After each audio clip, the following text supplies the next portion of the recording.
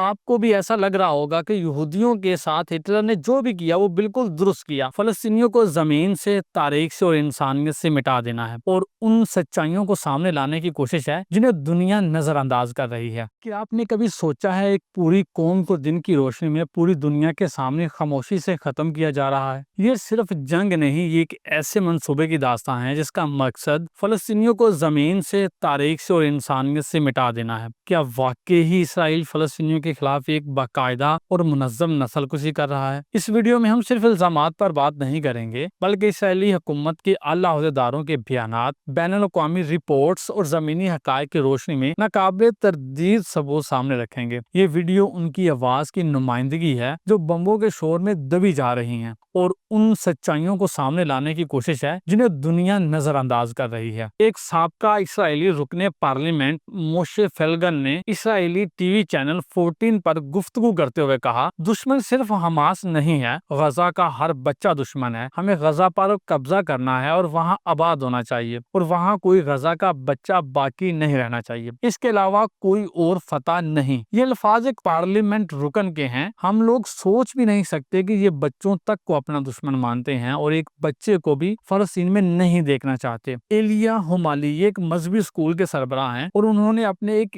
Video بیان میں کہا، ہماری مقدس جنگ میں غزہ کی موجودہ صورتحال کے مطابق شریعت کہتی ہے ہر جان کو زندہ نہ رکھو، اور اس کی وجہ بالکل واضح ہے، اگر تم انہیں نہیں مارو گے تو وہ تمہیں مار دیں گے۔ ایک مذہبی اسکول کا سربراہ اس طرح کی باتیں کر رہا ہے تو یہ بات یقینی طور پر کہی جا سکتی ہے کہ وہاں کے اسکولوں اور عبادت گاہوں میں بچوں کو ایسی ہی تربیت دی جاتی ہے۔ وہ بچوں تک کی ذہن سازی کرتے ہیں کہ کسی بھی مسلمان عرب کو مارنا ایک نیکی کا کام ہے۔ میں نے پچھلے دنوں سوشل میڈیا پر ایک ویڈیو دیکھی تھی جس میں یہودی بچوں سے یہ سوال کیا جا رہا تھا کہ تم میں سے کون ہے جنہوں نے کچھ دن پہلے کسی عرب بچے سے ملاقات کی ہو؟ تو ان میں سے ایک بچے نے کہا کہ میں نے ملاقات کی ہے۔ تو سوال کیا کہ عرب بچے کو دیکھ کر تمہارے ذہن میں کیا آیا؟ تو یہودی بچے نے جواب دیا کہ میرا دل کیا کہ میں اسے ابھی قتل کر دوں۔ یہودی بچوں کی یہ ذہن سازی کسی خاص مقصد کو حاصل کرنے کے لیے کر رہے ہیں۔ جب یہ بڑے ہو کر IDF اسرائیل ڈیفنس فورس میں جائیں گے تو عورتوں، بچوں اور سویلینز کو مارتے ہوئے ان کے دل میں رحم نہیں آئے گا، اور جب یہ فلسطینی مسلمانوں کو ماریں گے تو ان کے ذہن میں صرف ایک ہی بات آئے گی کہ یہ نیکی کا کام کر رہے ہیں۔ اسرائیلی نائب اسپیکر نسیم وطوری نے کہا کہ غزہ کو جلا دینا چاہیے کیونکہ وہاں کوئی معصوم نہیں ہے۔ یہ صرف ایک بیان نہیں بلکہ ایک پوری سوچ کی عکاسی ہے، اور اسی سوچ کے بارے میں کسی نے کیا خوب کہا کہ اگر آپ کسی پر نیکی کرنا چاہتے ہیں تو پہلے یہ دیکھ لیں کہ کیا وہ اس قابل ہے بھی یا نہیں۔ افسوس کی بات یہ ہے کہ جن فلسطینیوں کو جلانے کی بات کی جا رہی ہے یہ وہی لوگ تھے جنہوں نے اس وقت یہودیوں کو پناہ دی تھی جب پوری دنیا نے ان کے لیے اپنے دروازے بند کر دیے تھے۔ وہ سمندروں میں بھٹک رہے تھے،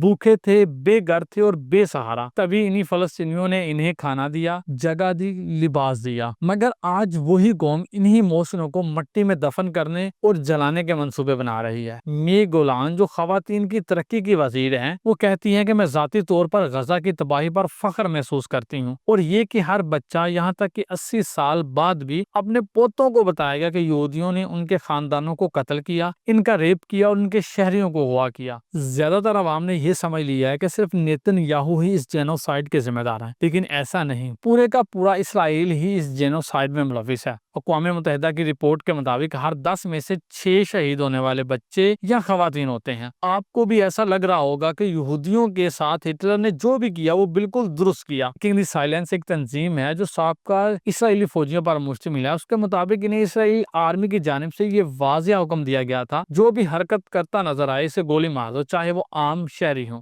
آئرش نیوز کے اس آرٹیکل کو دیکھ لیں۔ ایک اسرائیلی فوجی کا کہنا تھا کہ ایسا لگتا ہے کہ ہمیں خون بہانے کی پیاس ہے اور فلسطینیوں کی جانوں کی کوئی اہمیت نہیں۔ مطلب وہ اپنی اس پیاس کو بجھانے کے لیے زیادہ سے زیادہ عام فلسطینیوں کو مارنا چاہتے تھے۔ ترکیہ ٹوڈے کے مطابق اسرائیلی فوجیوں نے انکشاف کیا کہ مختلف یونٹس کے درمیان عام شہریوں کو مارنے کا مقابلہ ہوتا تھا تاکہ رپورٹ میں زیادہ سے زیادہ ہلاکتیں ظاہر کی جا سکیں۔ اس سے آپ اندازہ کر سکتے ہیں کہ یہودی باقاعدہ اور منظم طریقے سے فلسطینیوں کی نسل کشی کر رہے ہیں۔ وہ ایک بچے کو بھی زندہ نہیں چھوڑنا چاہتے۔ یہ وہی فلسطینی ہیں جنہوں نے انہی اسرائیلیوں پر نیکی کی تھی۔